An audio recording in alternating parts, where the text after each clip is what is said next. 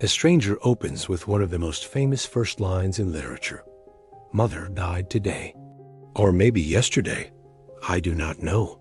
The narrator, Meursault, is not sure when his mother died because the telegram was vague, and he does not particularly care.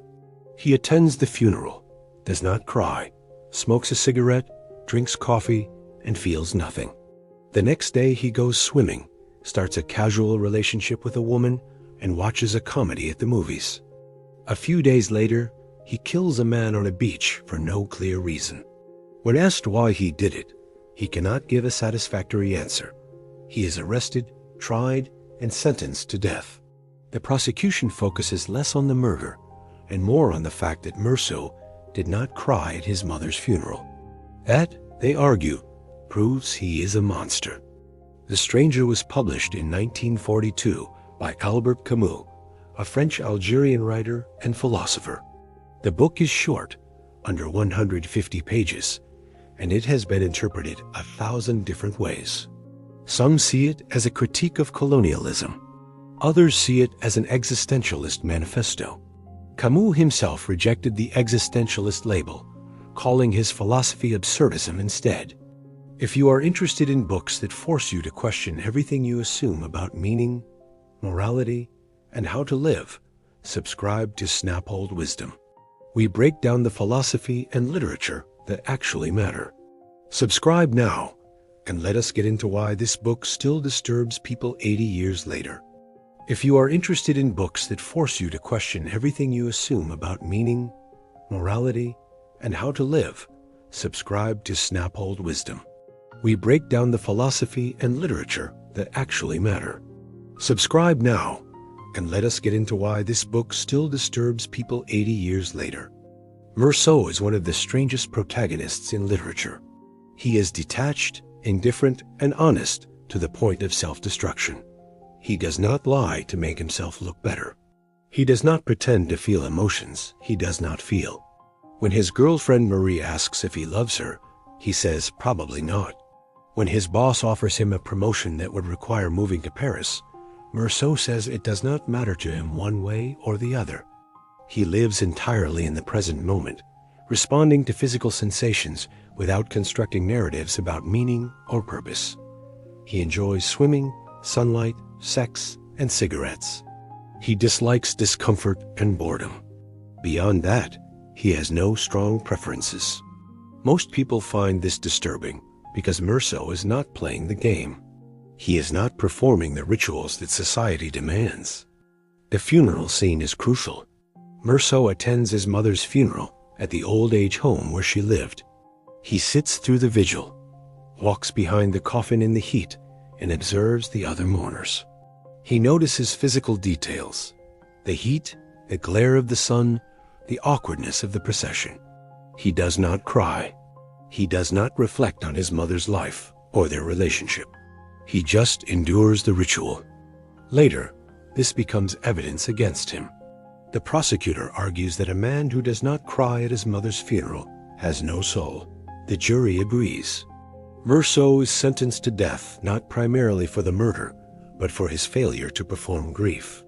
Society cannot tolerate his indifference. It exposes the fact that all the rituals and emotions we treat as natural are actually performances. The murder happens in the second half of the book. Meursault is on the beach with his neighbor Raymond, a pimp who has been in a conflict with a group of Arabs. One of the Arabs pulls a knife. Raymond is caught. Later, Meursault returns to the beach alone, carrying Raymond's gun. He encounters one of the Arabs again. The sun is blinding. The heat is unbearable. Meursault feels disoriented and overwhelmed by the physical sensations. The Arab pulls a knife. Meursault pulls the trigger. He fires once. Then, after a pause, he fires 4 more times into the body. When asked why, Meursault says it was because of the sun. This is the moment that defines the book. Meursault does not kill the Arab out of hatred or fear or self-defense in any traditional sense.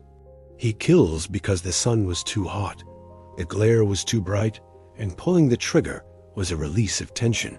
There is no moral justification. There is barely even a motive. It just happens. Camus is making a point about the absurd. Human beings crave meaning, causality, and moral order.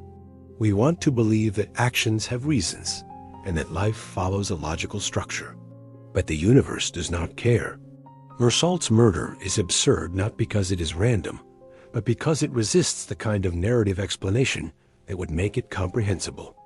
At the trial, everyone tries to impose meaning on Meursault's actions. The prosecutor says he is a cold-blooded killer.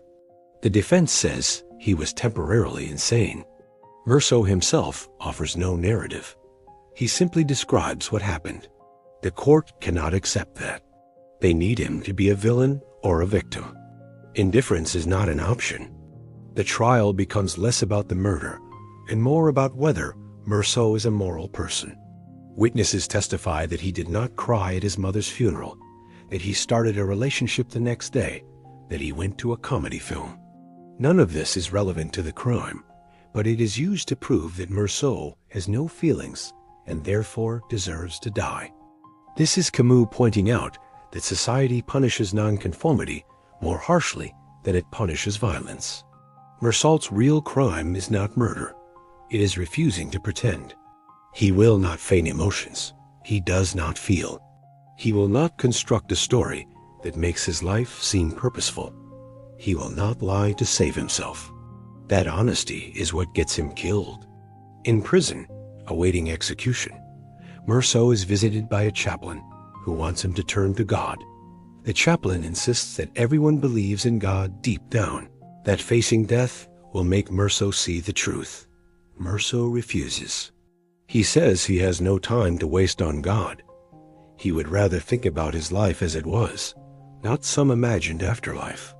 The chaplain keeps pushing, and Meursault finally explodes. He grabs the chaplain and screams that nothing matters, that the chaplain's certainties are worth no more than a woman's hair, that everyone is condemned to die, and it makes no difference whether you die now or later. This is the only moment in the book where Meursault shows passion. After the chaplain leaves, Meursault feels calm. He looks out at the night sky and realizes that the universe is indifferent to him, and he is indifferent to the universe. He feels, for the first time, something like happiness. He opens himself to the gentle indifference of the world and feels at peace. He hopes that on the day of his execution, there will be a large crowd of spectators who greet him with cries of hate. That last line is important. Meursault wants to be hated because hate is honest. The crowd's hatred would confirm that they recognize him as different, as someone who refused to play along. It would be a validation of his refusal to perform the rituals that everyone else accepts without question. So what is the book actually about? On one level, it is about the absurd. Camus believed that life has no inherent meaning, and the recognition of that fact is the starting point for honest living. Most people distract themselves from the absurd with routines, beliefs, and narratives. Meursault does not. He faces the meaninglessness directly and lives accordingly. On another level, the book is about colonialism. Meursault is a French Algerian. The man he kills is an Arab. The Arab is never named. He exists in the story only as an object, a body, a shadow. Camus was writing during the French colonization of Algeria, and the casual racism of the book reflects that context. Some critics argue that Meursault's indifference is not philosophical, it is colonial.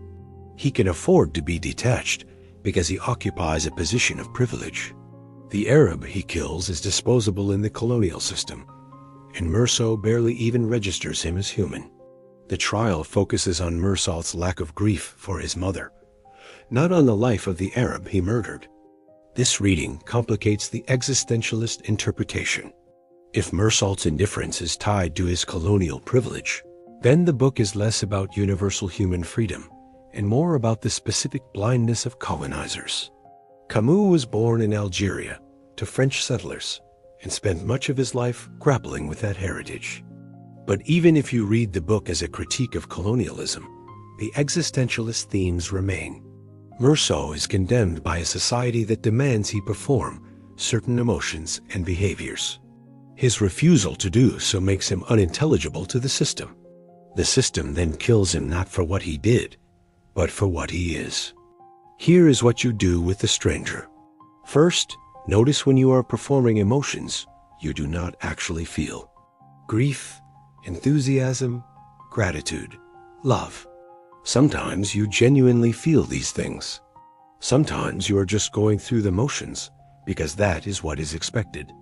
Meursault's honesty is extreme, but the question he raises is real. How much of your emotional life is authentic and how much is performance? Second, recognize that society punishes indifference more than it punishes most crimes. Meursault is sentenced to death not because he killed someone, but because he did not care in the right way. People can forgive violence if it comes with the correct emotional display. They cannot forgive someone who refuses to play the game. Third, sit with the idea that life might not have inherent meaning. This is the core of Camus' Absurdism. The universe does not care about you. Your life has no preordained purpose. That fact can be terrifying or liberating, depending on how you respond. Meursault finds peace in it. Most people spend their lives running from it. Camus wrote a companion essay to The Stranger, called The Myth of Sisyphus, published the same year. In it, he argues that recognizing the absurd does not lead to despair. It leads to freedom. If life has no inherent meaning, then you are free to create your own. The key is to stop waiting for the universe to give you a reason to live and start living anyway. The image he uses is Sisyphus, the Greek figure condemned to roll a boulder up a hill forever. Every time he reaches the top, the boulder rolls back down. Camus says we must imagine Sisyphus happy, not because the task has meaning, but because Sisyphus has accepted the absurdity and chosen to embrace his existence anyway. Meursault is a version of Sisyphus. He lives in a meaningless world, commits a meaningless murder, and faces a meaningless execution. And at the end, he is happy. Not because he has found meaning, but because he has stopped looking for it. He has accepted the gentle indifference of the world and made peace with it. The Stranger has been read by millions of people, banned in multiple countries, and analyzed endlessly. Some see it as a masterpiece of existentialist fiction. Others see it as a colonialist text that dehumanizes Arabs. Both readings are valid. Camus himself was a complicated figure, anti-colonial in theory, but blind to his own privileges in practice. What makes the book powerful is not that it provides answers. It is that it forces you to confront uncomfortable questions. Why do we perform emotions we do not feel? Why does society demand conformity more than it demands justice? What does it mean to live honestly in a world without inherent meaning? Meursault does not solve these problems. He just lives them. The book is also a technical achievement. Camus writes in a flat, detached style that mirrors Meursault's consciousness. There is no interiority, no reflection, no commentary. Just observations and actions. The prose is simple but precise.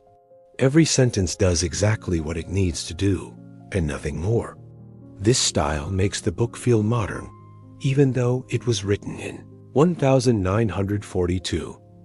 Meursault's voice is recognizable to anyone who has felt disconnected from the world, anyone who has gone through the motions without feeling anything, anyone who has wondered why they are supposed to care about things that feel arbitrary.